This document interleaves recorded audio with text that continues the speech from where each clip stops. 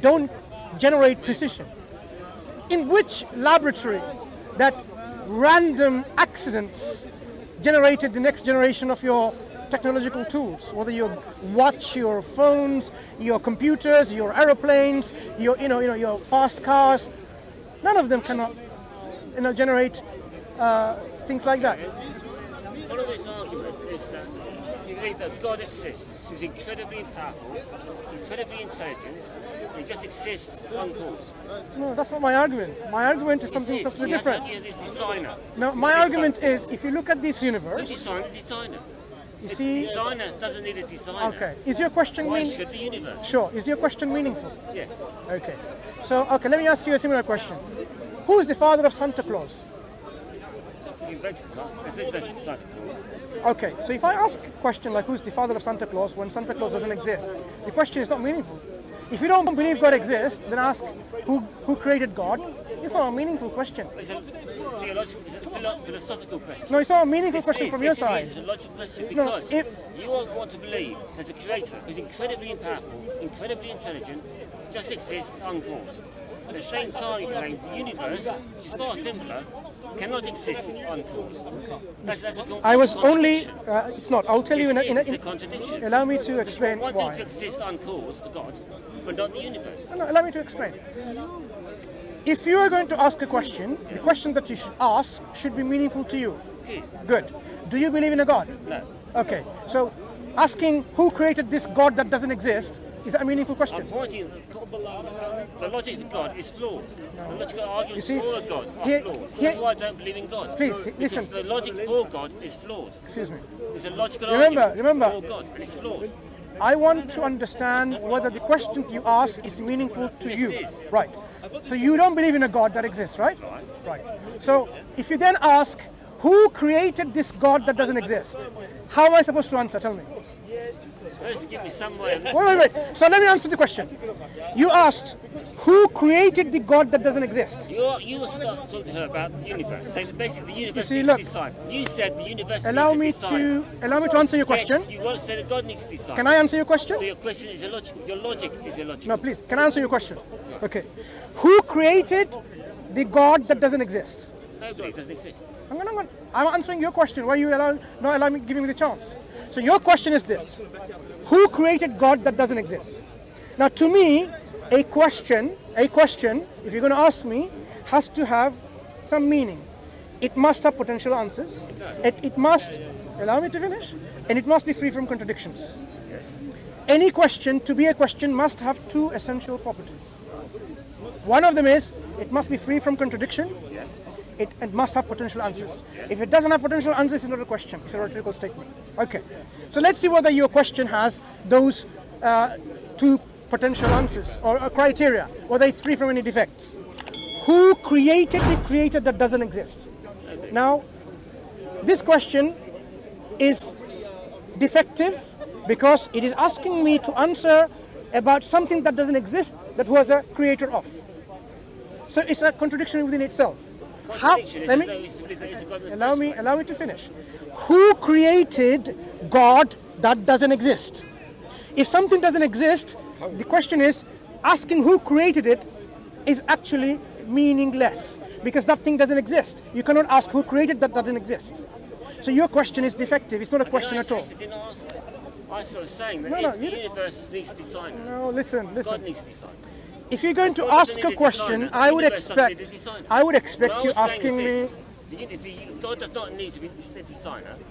The universe does not need a designer. That's my question. That's my point. My friend, do you agree? God can exist do you agree? Your question is meaningless. Can exist uncaused. Do you agree? Your question is meaningless to you? No, it's perfectly meaningful. Okay. So imagine now I ask you a question. Who is the father of something that doesn't exist? Nothing. No one? Okay, so I answered the same way. God was not created by anyone. Yes, he was. Good, so let me continue now. I'll answer the answer. God was is uncreated. That's what we claim anyway. God is uncreated and has to be uncreated. So let me... The universe has to be created. Excuse me, please. Which is a I've answered... contradiction is. Look, I've answered your question. No, you have not. Because you avoid the contradiction. You avoid the point. Okay. If God can May I exist ask uncaused, everyone else the universe here, can exist did I uncaused. answer his question? Yes, you did. No, you did not. Contradicting yourself. No, I'm not. Okay. No, I you're said, not. Perfectly logical points. I used, brother, I used, Against her, God has to exist. excuse me, allow me to finish. Allow me to finish. It's by saying I the universe is answered, a creator. I answered But the universe doesn't. exact same way that you answered. So I actually borrowed the answer from you. No, you did not. I did. Conversation started because I'm agnostic. He's not trying to convince me. I'm learning. There's no Yes, but I'm argument. pointing out logical contradiction here. He's trying to say that the universe needs a designer. And I'm saying if God can exist without a designer, the universe can exist without a designer. That's The point. reality is, He's the trying to reality avoid is, He's avoiding the question. the reality is, the universe is not self-conscious. So what? I only opened my mouth and haven't finished my sentence yet. Okay? Yeah, so what? You see, if you let me finish, then you understand why. Do you understand? Good. So, the universe is not believed by atheists, scientists, humanists, secularists, or agnostic to be something that possesses consciousness, self-awareness, intelligence, will. Yeah. 4 qualities. They don't believe any of that. So the universe doesn't have a brain of any kind. Because we say brain to someone like a biological system, which thinks and organizes and plans and reflects and so on, right? So when we say about awareness, something that is making you aware that you're in existence, that you have knowledge of yourself and your surroundings. Okay, so the universe doesn't have any of that. It doesn't even know that it exists. It doesn't have this awareness that it exists. Neither it has the will to do something because it doesn't know that it exists. It can't do anything. It doesn't have the power to do anything. So this universe doesn't have any of these things for it to do anything because it's simple. Quantum physics makes things happen. Willingly. This universe It just does. this universe doesn't have It's like a rock this rolling. universe doesn't have a will. It doesn't need one. Because it doesn't have a Assuming will, It needs a will. so it cannot do anything by it can. itself. It does. Why It does it need a does. will to do something? Things just happen. When the universe does something, does it know what it's doing? Does it know? So it does things not knowingly. Let's understand, brother. Just understand one thing. Universe does certain things. Does it know it's doing it? No, It's not. So how do you know universe is doing it? it is doing it. You can see it. No. Just is. It's not an explanation. You can see it doing it. Yes, it can. No. Just is. It's not an explanation. If I say, like, my proof that God exists is He exists. It just is. Would you accept that as an explanation, a proof? Would you? Right. So I am not going to accept your "it just is" as a proof or an explanation. So now tell me, please, kindly, You can see the universe why do is you say the universe is doing things that you claim it does? quantum physics. Sorry? You understand quantum physics. Quantum physics explains it all. Quantum explains physics. Why? So I have to now assume you understand quantum physics, right? Reasonably well. Good. Well enough. Okay. Well enough. If some things are not in existence, very important, I want you to focus on it. If some things like particles, virtual particles, like not particles, subatomic particles, or even if you break down, gluons, hadrons, leptons, sorry for the jargons, right? Okay, these are very, very tiny. Okay, we're talking about in terms of quarks and so on. My knowledge of subatomic particles, Basically forces. excuse me, please, Basically. it's not very good because I am not a physicist. Okay, but one can read about it if they want to. So, if those things were non-existent in the first place, non-existent means they did not exist at all. Can they pop into existence while they were non-existent? If there's energy around, yes. I think virtual particles can pop into existence temporarily. Sorry? Very quickly. So if they're non-existent, meaning they did not exist, you know what that means? Let me tell you what is a non-existence, an example of a non-existence. Do you know what this rock dream of? What? What does this rock dream of? Doesn't have to do with anything exists. Nothing. This rock dreams of nothing. That nothing we know is a non-existent thing. This rock dreams of something that doesn't exist because rocks don't dream. So that nothing, imagine it was nothing like that to begin with. Non-existence, nothing. Can this nothing bring itself into existence and become all these quantum particles? I'm saying, can it? According to your physics and quantum physics. It can. Here. Brother, one moment, please. If something... It can because we're here, which means we believe in God. No, it's a problem with God. Listen. If you think God exists, you're saying that something does exist. Excuse me. God is a something. I want to I want you to focus on this point. I understand the question. I understand it fine. And I think about this one. Because the problem is, Can I have your answer again? we don't know how the universe came into being. We don't know that. That's not my question. This Don't is. create a straw man argument. Logical We don't know- fallacy. we don't know You see, how it came people's to be, but- comfort zone is creating straw man arguments and saying, No. you know what? And soon What I we can do- guarantee he'll move into evolution, because that's another comfort zone. No. What I asked you, with all due respect, is something like this: if something is non-existent, it doesn't exist at all. It's absolutely nothing, absolute nothingness. Can this absolute nothingness then do something or become something? No, it can't. It's here. It must be How? Tell me now We through don't the. know how. No, tell No. me. Listen. The universe Well, can this is the exist. point of Excuse me. God. Does exist. Listen. This is the point of God. No, this is Tell- the point of God. God because tell me, we brother, don't please. know how, and you're saying exactly the same about Tell our me universe. from your knowledge of Going to quantum No, physics what you're saying how non-existent can become existence, because special particles do. and it develops things even better, progressively better. It plants. That's what you believe. Once You it believe. begins, Hang on. that's what it You is no. first. You believe this universe does all these things and does things. You call this universe Mother God, nature, because nature doesn't demand from you to worship the Creator. That's why you take the two options. Who am I? Listen. Who am I going to take? God, who says, "Be kind, be just, don't deceive, don't lie, don't be selfish, don't utilize usury, and don't gamble, don't rape, don't watch pornography." And Mother Nature doesn't say any of that. You'd go for Mother Nature, because Mother Nature is with you and your interest and your feelings and your desires. Are you serious? But yes, want I to make live that forever. claim. I want to go to paradise. Listen. I want to live So forever. let me Nature tells me I'm going to die. Boom, dead. listen. This universe. I want to believe I'm going to live forever. Listen. Do not tell me I'm against Okay, God. let me ask you the same question. I'm against God. It doesn't What would convince work. you? What would convince you that there is a creator of this universe? Well, if, and this has not happened, if there were thousands of prophets over the world in the past, and they all speak the same message, that would convince me. What would But they do convince you not. now? Nothing, because it's too late. It's too late. Okay. So basically now we've found an individual like yourself, It's too late. a thinking individual. He says, the thing that will convince me that there's a creator, there is nothing to convince. Yeah, it's too late now. Remember what I said?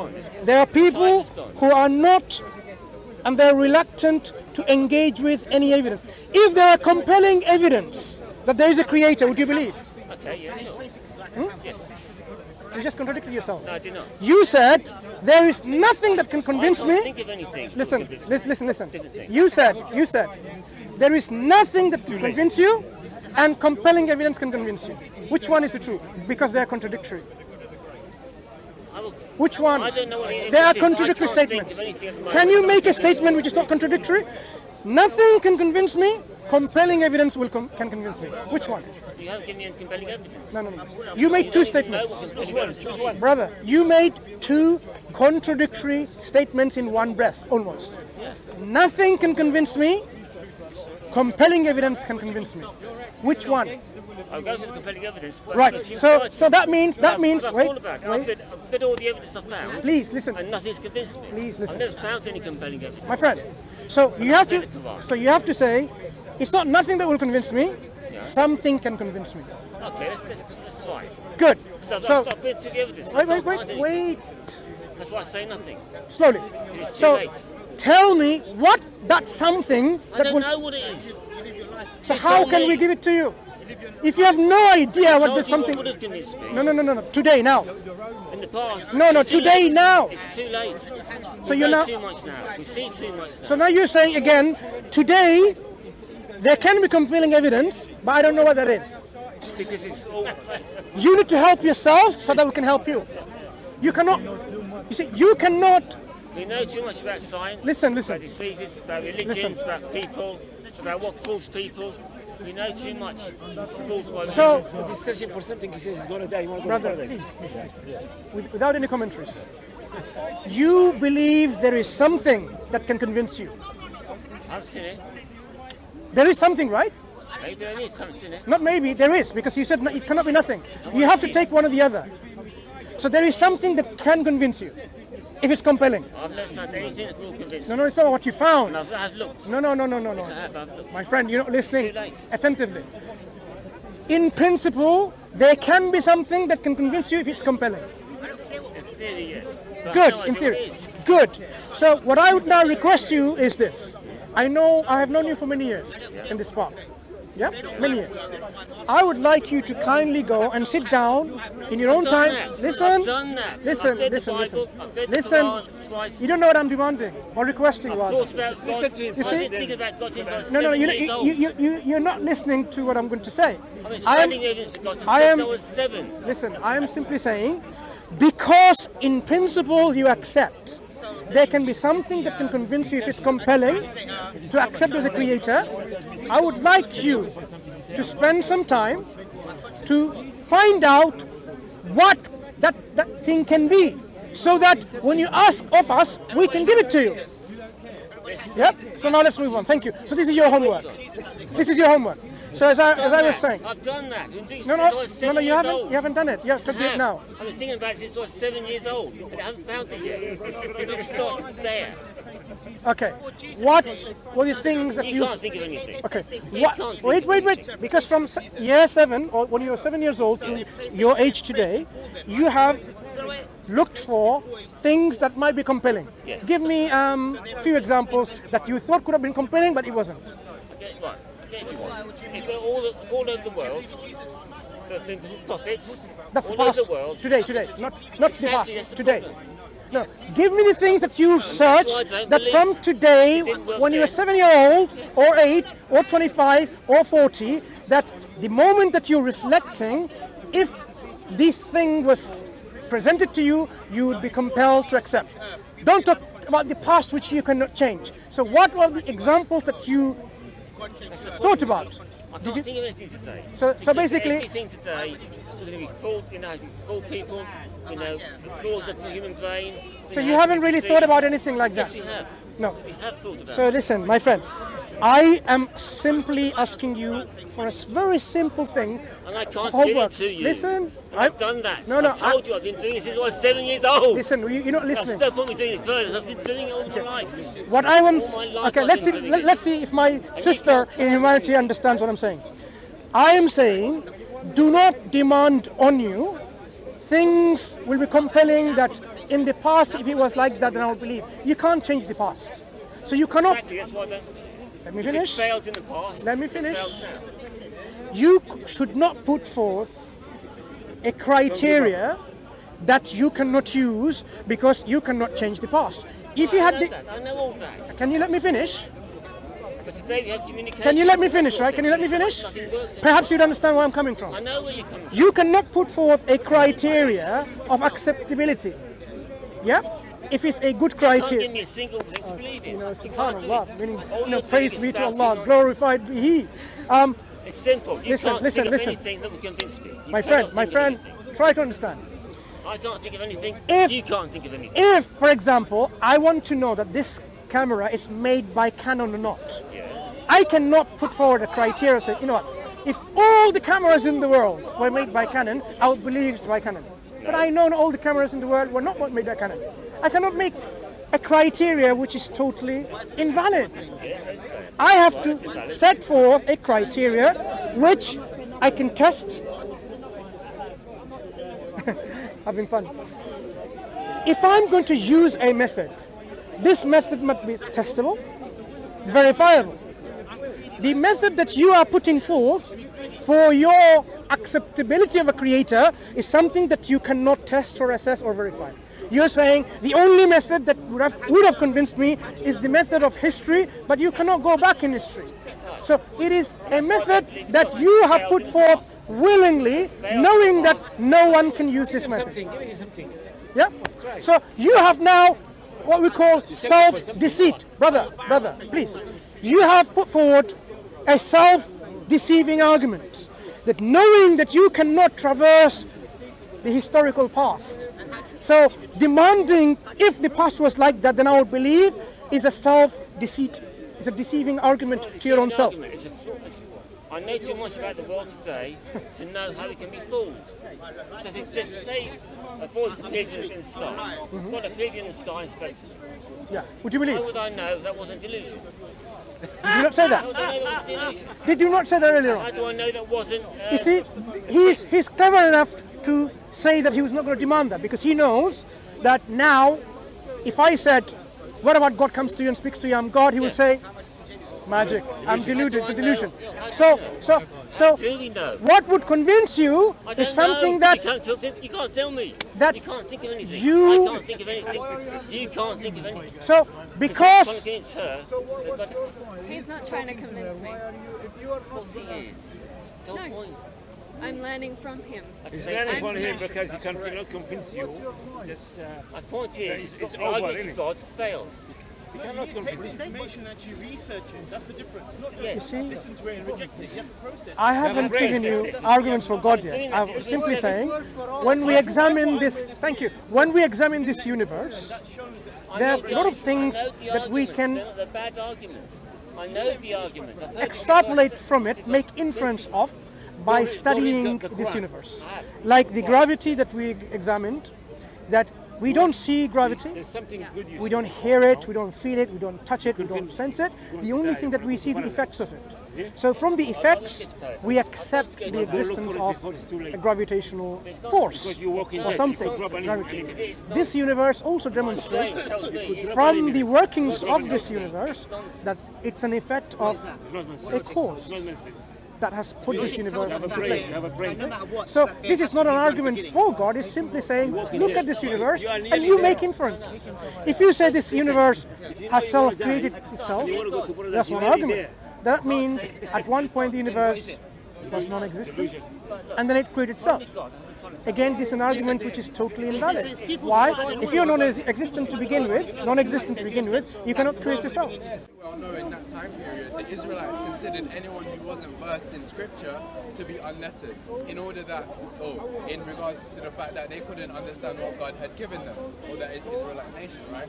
So would you say that it's true that unlettered really meant, instead of not being able to read or write, because you mentioned about human beings and their ability to add or take away, and Allah subhanahu wa ta'ala being free from that. So even if you do use hadith, you see in the hadith literature how the Nabi sallallahu alaihi wasallam was in a certain treaty to sign off, but the enemy didn't want him to have Rasulullah written on the treaty, right? So Ali, he told Ali to, right? And there was a whole interaction which I'm sure you're aware of. So he obviously could read and write, because that treaty, as that hadith shows, that he was evidently aware of what was written and told Ali not to sign it anyway. So he can't mean then unlettered that he can't read or write in what we understand it, but rather in what the Israelites understood it, that he wasn't versed in scripture. And so the magnanimity of the Quran comes out in that, because it tells you tales of the Israelite nation which he shouldn't and he couldn't have known, because he wasn't versed in scripture, and so that there wasn't any translations at that time. And so it is a miracle in that he wasn't versed in scripture, and yet he still brought out the tales and the stories and the lessons from the Israelite nation. Okay, my brother, thank you for making some interesting points. So from this speech I can hear that he's a Muslim and he has certain differences. If we go by the collective consensus of the Muslim, generation after generation after generation today, it's a consensus the Prophet ﷺ was unlettered, he didn't know how to read or write. Okay? The example that you quoted in support of you, even if you go into the hadith, not even if, because you know very clearly in the hadith, it's quite clear the Prophet was unlettered. So you, my brother, with all respect to you, you try to bring a hadith which may support you, and let's analyze this hadith. This is a hadith about they're making a treaty, and the treaty would start like this. Okay, this is from Muhammad, Rasulullah, the Prophet of God, and the people that he was making treaty with, they said, no, how can we accept that? We don't accept you as a Prophet of God, Messenger of God. So we can't accept that statement in the treaty.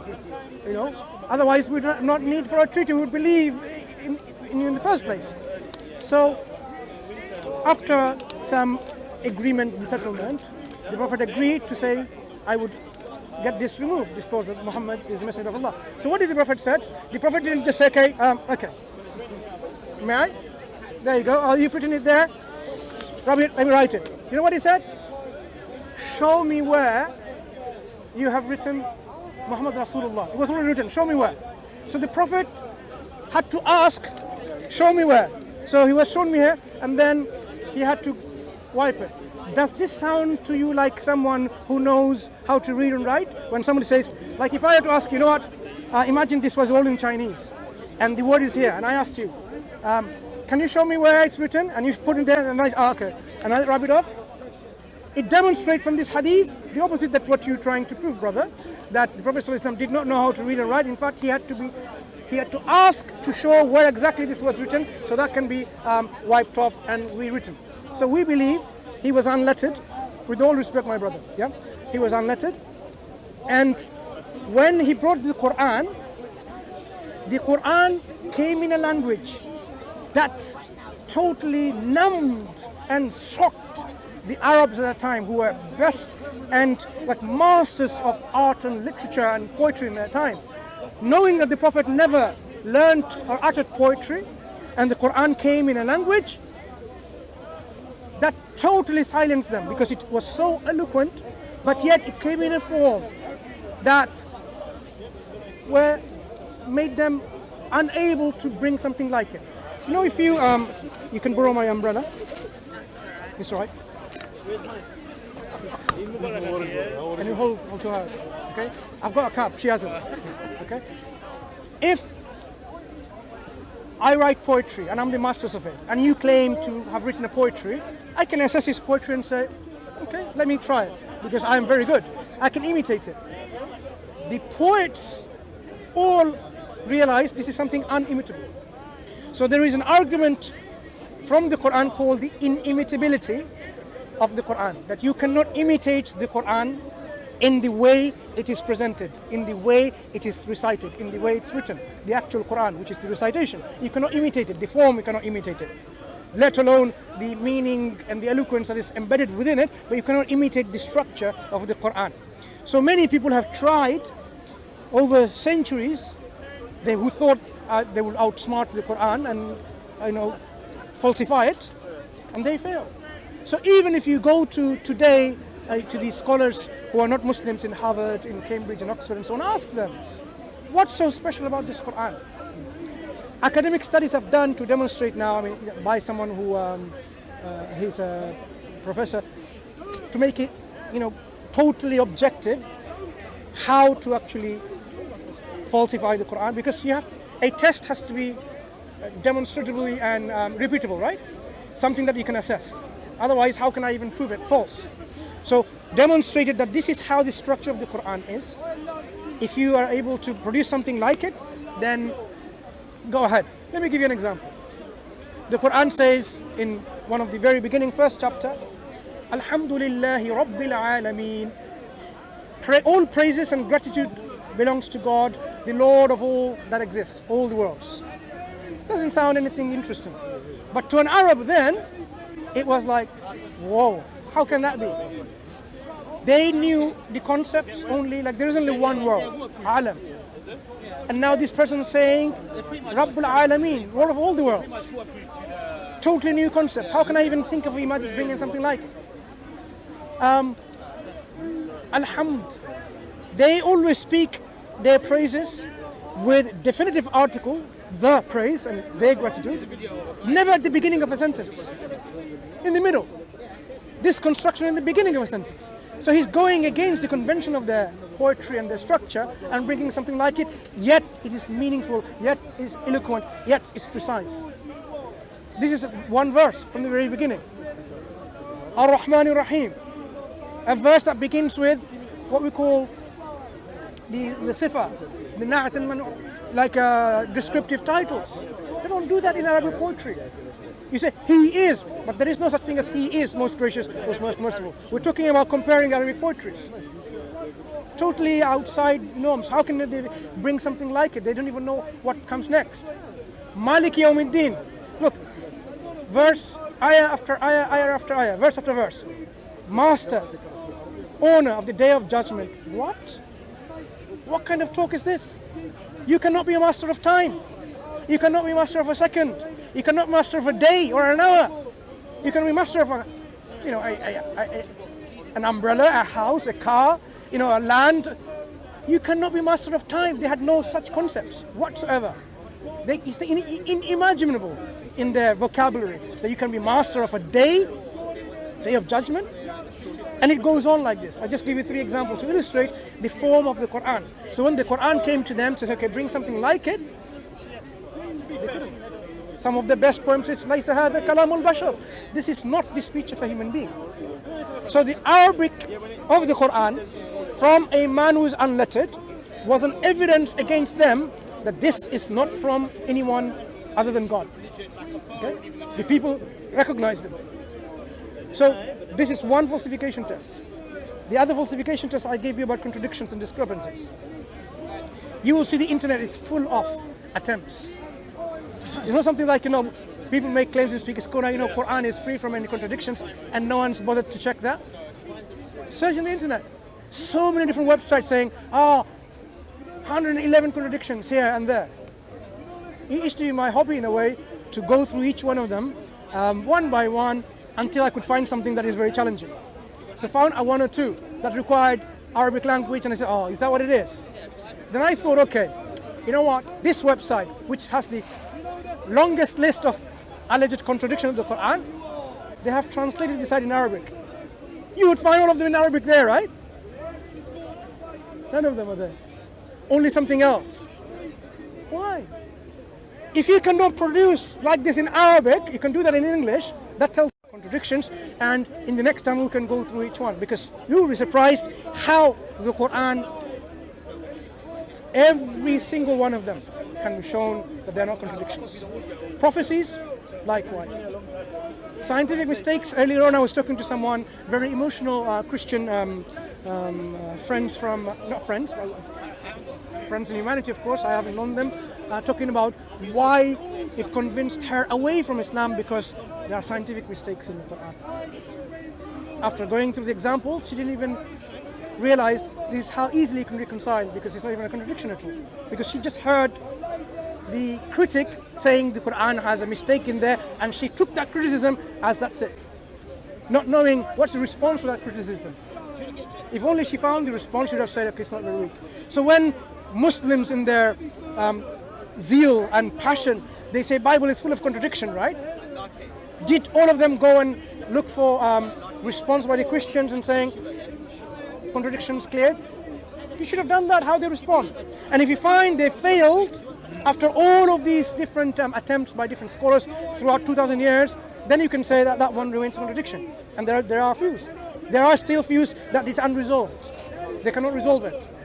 So we can say, yes, there are contradictions within this book, but others can be easily explained away, which I would have no problem in accepting it. There is not a contradiction. It's a contradiction in a translation maybe. But the fact remains, there are discrepancies which cannot be resolved. Okay? From the scholars' own mouth, they admit that. Some people say, God hasn't guided me. That's not the case. Allah tells us in the Quran, He has given you, shown you the guidance, whether you're grateful or ungrateful. No? إِنَّا هَدَيْنَاهُ السَّبِيلَ إِمَّا شَاكِرًا وَإِمَّا كَفُورًا. He has guided you, whether you are grateful or ungrateful. Just want to show you. In Surah, this only has you see English translation. I'm finding it difficult to find it. Insan? No. This is man. Surah Al-Insan. Which number?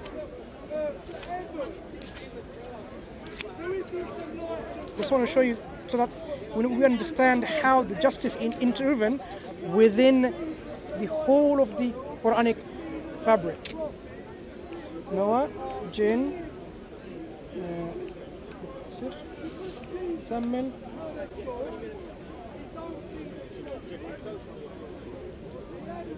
Yeah, this is the same one, sorry. Just read it already. We guided him to the right path, whether he was grateful or not. Those people who don't worship God, they are not grateful to him. But Allah says in the Quran, we guided him regardless whether he's grateful or not. He constantly shows the guidance. Constantly. Because he is just. If he doesn't give you the guidance, where is he going to come from? Who's going to guide you? Tom, Dick and Harry like me and you and people like that? We don't know anything. Tom, Dick and Harry, that's what we are. God is the one who's going to guide us, all of us, whether we are grateful or ungrateful. Whether you're a believer or unbeliever, he guides us. So when we look at the message of the Quran to us, we find that the Quran tells us in a way that we should be really reflecting. Sometimes the Quran speaks of, "O who you believe, Ya ayyuhalladhina amanu," "O who you believe," and the Quran gives you injunctions and rules and regulations. Other times the Quran says, "Ya ahl al-kitab," "O people of the book," and then interacts with them. But other times, interestingly, the Quran says, "Ya ayyuhan nas," "O mankind." Oh, that's interesting. It's not specific to the Muslims or to the people of the book who are Jews and Christians. It's general for every human being. What are those address? Ya ayyuhan nas. Look. Interesting why the Quran addresses like this.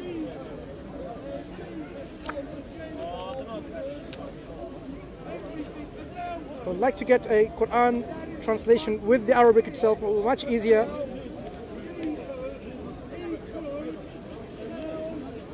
This is a modern translation. It says, people. It starts with people. The command, all people. Ya ayyuhan nas. Be mindful of your Lord, who created you from a single soul, and from it created its mate, and from the pair of them spread countless men and women far and wide.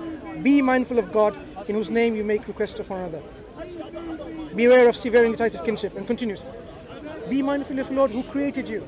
So God is addressing every human being. You know, be mindful of him, the one who created you. Who created you? Mother Nature? No. God who created you is addressing you in general. Oh people. Ya ayyuhan nas wa'budu rabbakum alladhi khalaqakum walladhina min qablikum la'allakum tattaqun. Created you and created those before you so that you may be God conscious. The Quran in one place says a very interesting parable. It says, oh people, listen. Here is a parable set forth. Those who ascribe partners to God, their state is like this, okay? They are not even able to create a fly, and even if the fly were to snatch it away from them, they won't able to retrieve it. How weak is the one who seeks and the one what is sought? Okay? Do you know the ayah in the Quran?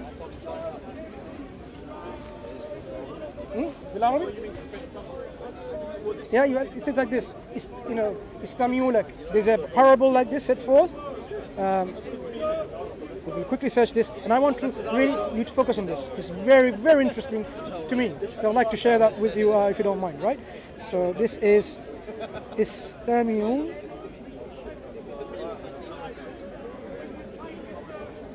Yeah. Surah Al-Hajj 73. Okay, I've got a translation here. O people, a parable is set forth. Therefore listen to it. Surely those whom you call besides Allah cannot create fly, though they should all gather for it. And should they fly snatch away anything from them, they could not take it back from it. Weak are the invoker and the invoked, the one who seeks and what is sought. You know what's so interesting about this? It's only recently that we have grasped another level of meaning. Quran is saying those who associate partners with God, you know, they can't create a fly. Scientists today, can they create a fly? No, but many people believe they can, right? You'll be surprised. But that's not the point though. The point continues. Even if that fly were to snatch something away from it, you won't be able to retrieve it. Why not? I can catch the fly and get it. We have, you know, fly catching agents. But you know the amazing thing? How does the fly retrieve and snatch thing away? The fly says the food, right? If you give it food and the fly eats the food, do you know what it does? With its proboscis, with its like a long tongue, just like you've seen the frogs, yeah? Very long tongue. And then it spits on the food. The food, with the acid, the enzyme that it's there, it digested partly already. The food is digested before it goes, and then it takes it in. So even if you were to stop it from there, the food is already taken. It's digested. You can't retrieve it. Can you unfry an egg? You can't. So how did we know this? With recent knowledge and discovery of studying insects and flies and all these animals, how they get their own food, how they have their food. Now we know through the proboscis they spit something. And when you look at it, examine it under a microscope, we see how the food is transformed. It's being digested. Very difficult to see, if not unable to see with the naked eye. Recent knowledge. So the Quran is addressing us. People think and reflect. This is a parable. You become so proud and arrogant that you think no one created you and associate someone else like Mother Nature who created all of this. You can't even create a fly. Neither can Mother Nature, right? Even if the fly were to snatch it away, you can't even retrieve it. Look how weak you are and what you're seeking. You can't retrieve it. So this should be a reminder of us that, you know, we are a creation of God. So for you to reflect on. Assalamu alaikum. My name is Vegard and I'm a Norwegian Muslim convert. I'm working with the Dawah organization IslamNet to establish the Deen of Allah here in Norway. We give Dawah and present Islam to the Norwegian people. Isn't that great? To be more efficient in our Dawah, we are establishing a first of its kind Masjid and Dawah Center, where we will have Islamic programs, classes, lectures and education for non-Muslims. I am so grateful to Allah for having guided me to Islam. Sadly, I am the only Muslim in my family. It hurts me that my parents haven't accepted Islam yet, and I ask Allah to guide them. But it also gives me a special drive to work for the establishment of Islam. I don't want anyone to miss the chance of becoming Muslim. Maybe my mom and dad become Muslim one day thanks to you. If we can establish this center, I could bring my parents to come and learn about Islam in our native language, which is a challenge today with the mosque here speaking Somali, Arabic and Urdu. The Prophet ﷺ said that the Muslims are like one body. If you can feel my pain, would you please help me relieve it? You are now my new family.